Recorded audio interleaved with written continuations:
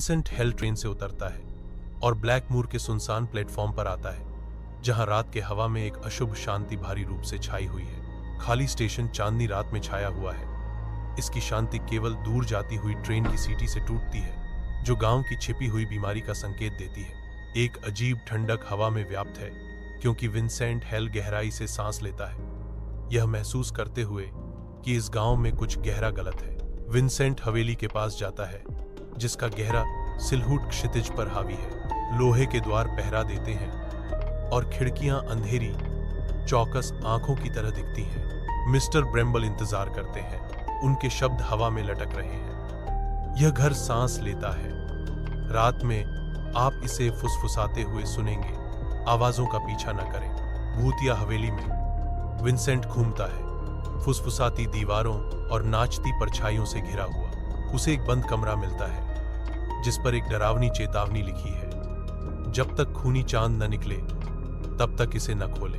उस रात वह एक घूंघट वाली महिला की दुख भरी फुसफुसाहट का सपना देखता है, तुमने मुझे त्याग दिया है। संध्याकाल मंडरा रहा है, विशाल छायाओं और प्राचीन रहस्यों का एक घर, जो एक अजीब धुंध में लिपटा हुआ है। जैसे ही जुनैद दहलीज के करीब आता है, शाम के समय की शांति गहरी होती जाती है। हवा अनकही कहानियों से भरी होती है।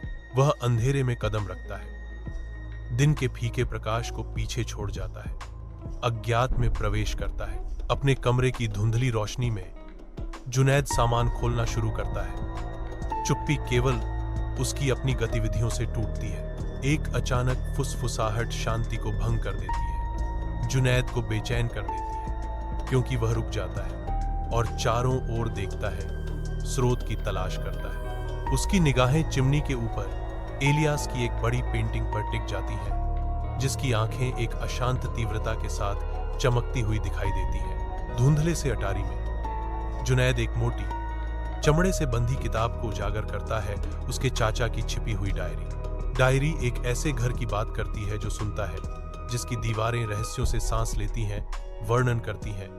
यह घर सुनता है, दीवारें सांस लेती हैं। मैंने आवाजों को बंद करने की कोशिश की, लेकिन अनुष्ठान में एक त्रुटि थी। वे हर चांद के साथ मजबूत होते जाते हैं। जल्द ही उन्हें आवाज से ज्यादा की जरूरत होगी। एक निराकार आवाज भयावह ढंग से गूंजती है, चेतावनी देती है, वह असफल हो गया, तुम भी असफल मत होना। अरीबा की सगाई की रात जश्न से भरपूर है, लेकिन एक साया मंडराता है, क्योंकि अरीबा एक रहस्यमय काली पोशाक वाली महिला को देखती है। वह महिला घूंघट में खड़ी है, आनंदमय उत्सव के बीच एक रहस्य। औरत के ठंडे शब्दों ने जश्न को चीर दिया, तुमने किया, तुम्हें बस याद नहीं है। नींद की गहराई में अरीबा एक ऊंचे प्राचीन घर का सपना देखती है, एक ऐसी जगह जो भयावह रूप से अपरिचित है। वह इसकी शांत दीवारों में घूमती है।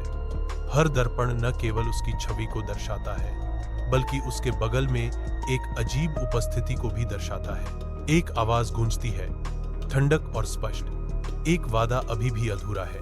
अरीबा के कमरे में एक पारिवारिक चित्र दीवार से रहस्य फुसफुसाता है, जो उसके माता पिता द्वारा अनसुना किया जाता है। गुस्से में अरीबा दीवार की ओर चित्र घुमाती है, परेशान करने वाली फुसफुसाहटों को शांत करने की कोशिश करती है। अगली सुबह अरीबा जागती है और पाती है कि चित्र रहस्यमय ढंग से वापस मुड़ गया है।